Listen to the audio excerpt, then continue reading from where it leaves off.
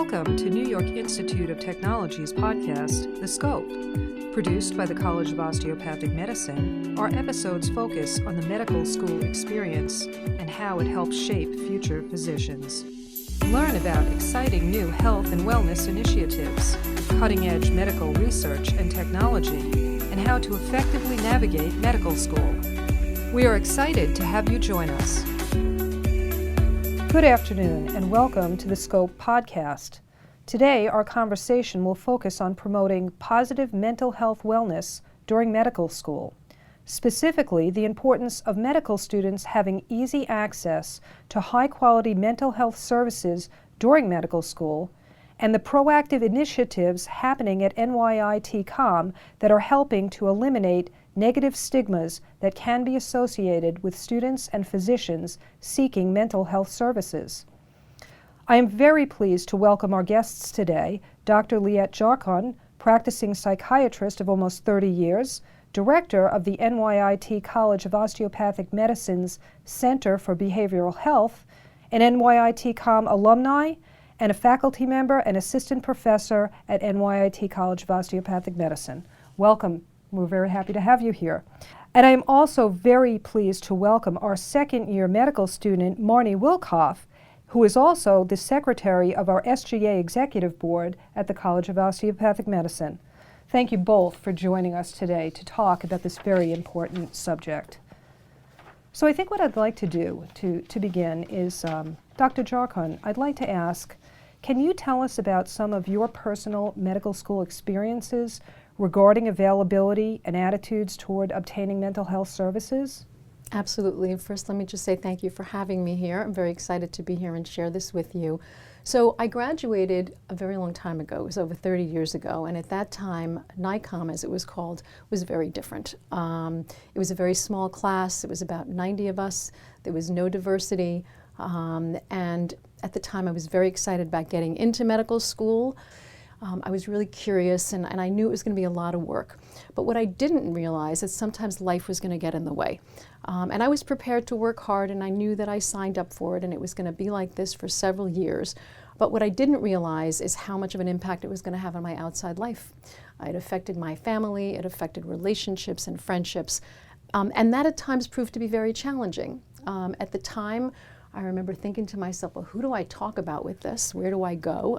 To my recollection, there was no counseling center. There was no services offered for us. There were times that we approached the faculty, who were very empathic at the time. It was a smaller demographic. They were able to be there for us.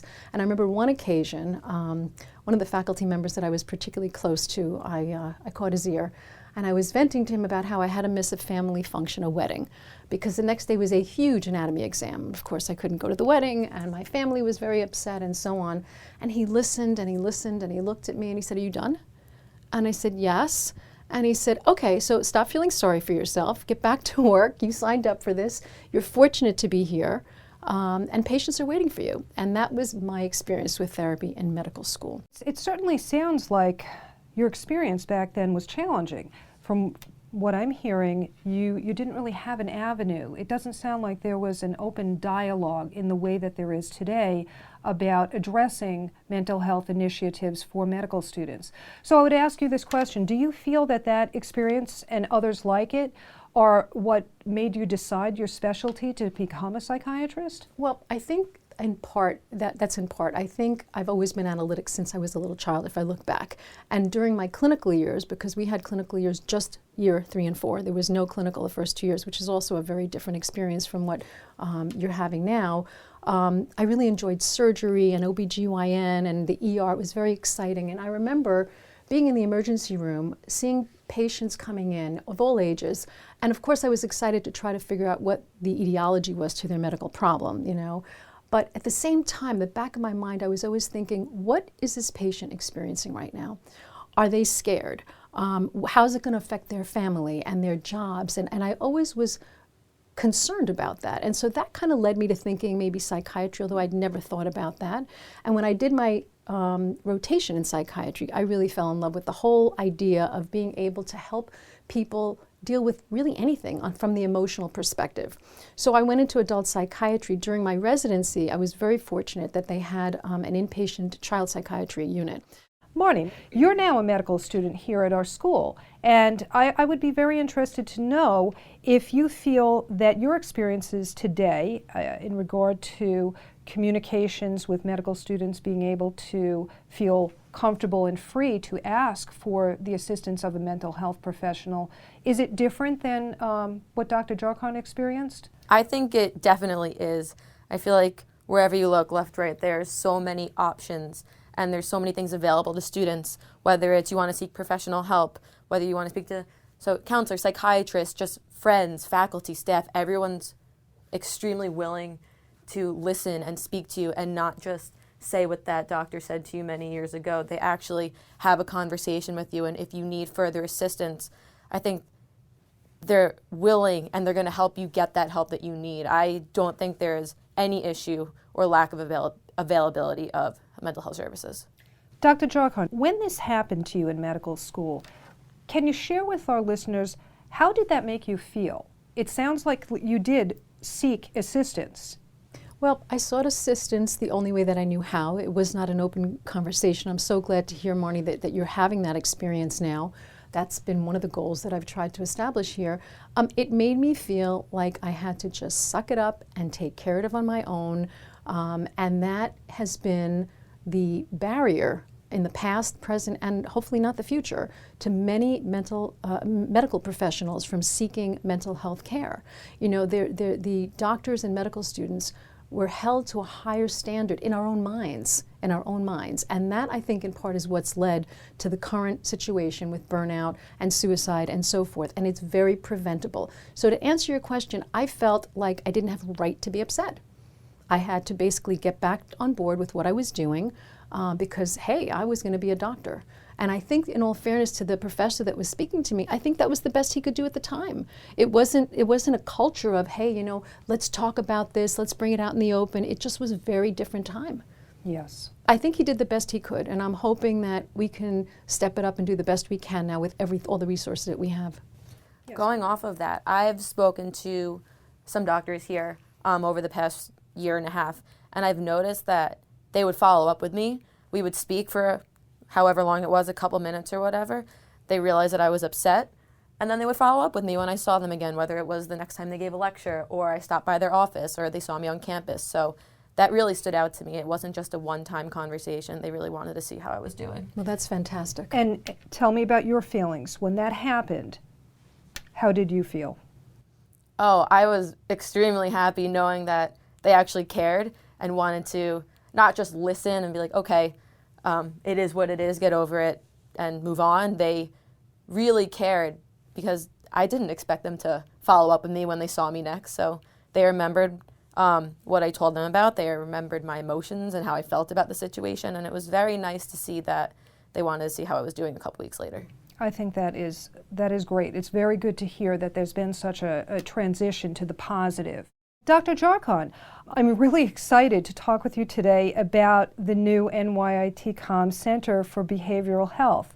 Can you tell me how it evolved? So I was hired in May of 2017, and I started teaching right away. I started facilitating small groups. I was seeing patients in the clinic, attending all the events, and really immersing myself in the environment. I started talking to the students. I started understanding what was going on. And, you know, as a psychiatrist, listening and observing, it's kind of coming naturally to me. And at some point, I realized early on that there is definitely a need, as I assumed there would be. There's a desire, which was different. The conversation was more available to be, you know, the students were more available to talk about it. And now there was an opportunity. There was a psychiatrist on site, which had never happened here ever. And I was very excited about, you know, seeing what I could do to help. So I approached the dean and I spoke to Dr. Ballantyne, and I presented a proposal to organize and implement this Center for Behavioral Health. My hope was to provide an integrated, comprehensive mental health program for our students. And ultimately, his vision and support led to this launching back in September. And that's how we started it. The mission of the center is pretty straightforward. We just wanted to open up more about mental health in general, increase awareness, We wanted to raise the community's awareness of it through quality research and educational opportunities and campus resources. And really the vision is to promote NYTCOM Center for Behavioral Health is being recognized with the purpose of helping our community. And in order to do that, we needed to identify and then meet the needs of our students. So I've been following the demographics of who's coming to see me based on gender, based on year of matriculation, and it's been fascinating. And that's really, that's where we're at with it right now. There's been a great following. The students are coming in groves. In your opinion, do you find that medical students are often less likely to seek mental health services than the general public? Well, unfortunately, yes. Medical students and doctors, we are the worst patients in general, and in terms of mental health care, it goes with that as well. And I think part of the issue is that there's been this notion of doctor heal thyself for many, many, many generations. And unfortunately, this mantra has been a huge barrier to physicians seeking help. I think they've interpreted it to mean that we need to take care of ourselves, deal with our own issues, suck it up, as I was told 30 years ago, and that we have to suffer in silence. And it's my opinion, and that of many others, that this is what has led over years to the burnout, depression, and suicide rates that we're seeing. Of medical students in the United States, about 25% of them are reported to have depression. Of those, only 15% actually seek treatment. 11% have had suicidal ideation. Of the current physicians practicing, we know that about 40% of them have had burnout. 40% are reporting burnout. This is based on a study that was done just last month, January of 2020. Of the 40%, 1% have attempted to commit suicide. And actually 300 to 400 doctors a year commit suicide. So again, part of the initiation of the center, part of my coming back here, part of the mission is that it's very difficult for me as a psychiatrist to sit by and just watch these statistics grow without doing anything. It is preventable, that's my opinion. We have to be proactive, and the Center for Behavioral Health is trying to do exactly that for our population. Marnie, how do you feel in regard to the statement that medical students may be less apt to seek mental health services? Do you agree with that today? I unfortunately do agree. I think a lot of students are worried about if they report it and they do seek help, how it would affect them in the future, because everyone wants to get a residency and become a practicing physician. And I think a lot of students feel as if they will have to report that on applications in the future and for residency applications. So my opinion, I think that people are not as willing to seek help because they're afraid that it'll affect them in the future. So from your perspective, hearing Dr. Jarkin speak of the new Center for Behavioral Health here on campus, how does that make you feel? I mean, as far as confidentiality, as far as easily accessible care, are these components that you believe will help medical students in general be more proactive? 100%, I think so, because it is very convenient, it's easily accessible, and I think we do know that it's confidential, but I think there's something in the back of our minds that's saying, okay, the conversation's confidential, but will it still affect me? There's always something in the back of our minds thinking if it'll affect me in the future. But I think it's great. I think that just from speaking to students, I've spoken to a lot of students just about how it exists now, and I think it sounds like a lot of people are more willing to seek help because it's so convenient and it is on campus. I think that's a big plus. Dr. Jarkin, I would ask, specifically in regard to the Center for Behavioral Health, how does it strive to address these problems and to decrease these negative stigmas? So one of the things that's very important to me is the confidentiality aspect. As a physician, as a previous medical student, you are always concerned about how it's going to affect you. And I can tell you from my perspective that my team, we all are doing the same thing. And my team includes myself. We have 2 psychologists, Dr. Anu Raj, Dr. Lisa Hoffman. Everything is confidential. Our notes are locked as soon as the student leaves the room, as soon as anybody leaves the room. We offer services. There is no referral necessary to come in. They can contact the clinic. There's no questions asked. They just say they want to speak to whoever they want to speak to, and they're put into the schedule. What we're trying to do is we're trying to promote this, and I'm trying to promote more of a mental health checkup. Just like you get a physical checkup every year, I think that will do wonders in reducing the stigma, because now everybody's coming in, or most people are coming in. There's been a lot of initiatives. One of the things that I've done in the last couple of months is I put together an anonymous testimonial book. So the students who have seen me, who are doing well, they write their stories, and the reason was twofold. Number one, they want to share the information. And number two, new students that come in, sometimes maybe the first year students compared to the second or third year students, will say, I know you're right, I should probably get my ADHD or depression or anxiety or whatever it is taken care of, but I'm a medical student. What if someone finds out? And I open up my book and I say, look what your peers have written. And the book's getting thicker and thicker and might be published one day, but it helps them to understand that they're not alone. One of the things I was talking about earlier is that when my medical school years, we all were a class in the same room for 8 hours a day. We were together. Now, with students streaming and students not coming to class and having other outlets, they feel very isolated. So this is a way of incorporating it. And I think that's one of the things we're doing. We also have a lot of initiatives coming out right now. We have a mental health screening for first-year students in terms of trying to see who might be more at risk for depression and suicide. We have a first aid, mental health first aid for faculty and staff being rolled out. So the faculty understands how to spot and how to deal with a student that might be having problems, and themselves as well. They're not immune to this. We're going to have an open forum for students to come in, grab a bite to eat, and just sit and talk about what is on their mind without an agenda, without administration involved, and to act more as facilitators to have the discussion be more open. My hope is from such a forum we can also form some small groups. So there might be students who are specifically having issues, let's say students who are parents who have a different set of issues, or students who might be foreign students. The diversity is huge. We did not have that 30 years ago. And it provides for a lot more interesting approaches. So we're trying to make everybody understand that the most important thing is for them to feel comfortable that we're there to help them. It no longer has to be swept under the rug.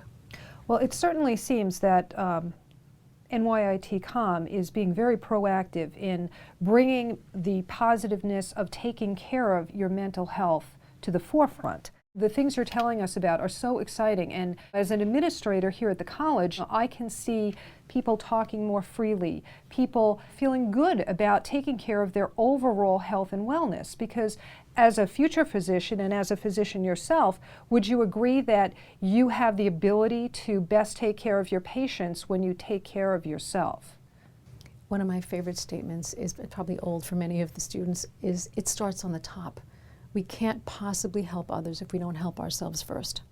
Marnie, you are involved in some interesting work that relates to student wellness as well. Would you like to share some of that with us? Sure. So I am the NYIT-COM student liaison for the Mental Empowerment Directive Initiative, which was rolled out by the Council of Osteopathic Student Government Presidents recently. And it consists of monthly events for students to participate in. And it's like a mental health checkup. A lot of them are. So in September, we had Suicide Prevention Week, so there were a lot of activities to get students involved. We handed out a lot of resources, placed them around campus in case anyone needed them.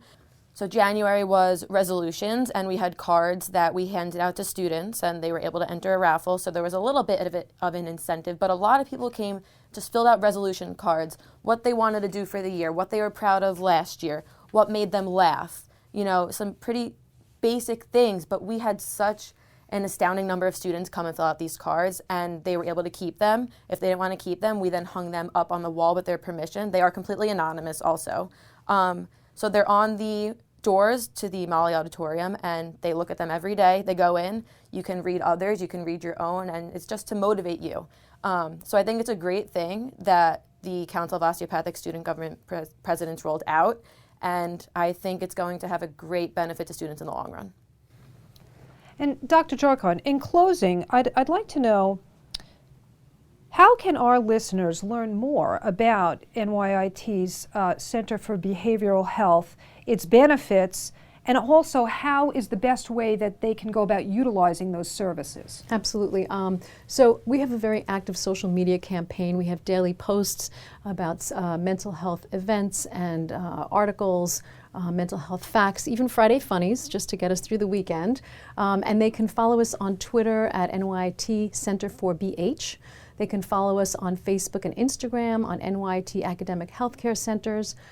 They can contact the clinic, 516-686-1274. That's a direct number to the Center for Behavioral Health. And they can email us at centerforbh@nyt.edu. I think it's a very good place for them to find out about events that are happening and to promote it. And I think one of the things that Marnie was talking about with the student government getting involved, it's so wonderful to hear that, because it's really important to me that the takeaway is that mental health, taking care of our own mental health, is not an option. It's essential. We deserve to feel better, and we need to feel better in order to be the best that we can, not only as clinicians, but in our private lives as well. Marnie, what would you like to say to the medical students that are listening? So I think that while it might be scary to seek help if you need it, know that it won't have any negative effect on your future and that your health is the most important thing. And to not be afraid and to take the first step into seeking help, because it's not just going to benefit you in the moment, but it's going to benefit you in the long run. So whoever you are, if you need help, speak to a friend, seek professional help, because it's going to have such a huge benefit on you in the future. Thank you. And I would like to take this moment to thank you both for joining us today and sharing your viewpoints and experiences with our listeners. Based on today's discussion, it is very clear to me that seeking the services of a mental health professional can certainly be a very vital and beneficial component to a medical student's overall health and wellness plan. So, Dr. Jarkon, I'd like to thank you. Your efforts and the services that you are providing through the NYIT Center for Behavioral Health are clearly making a very positive impact on the medical school community, and I thank you truly for that. And Marnie, as our student physician, our expert student physician here, we are so pleased and proud of you, and we thank you so much for sharing your valuable insights into the medical student experience. Thank you. Thank you.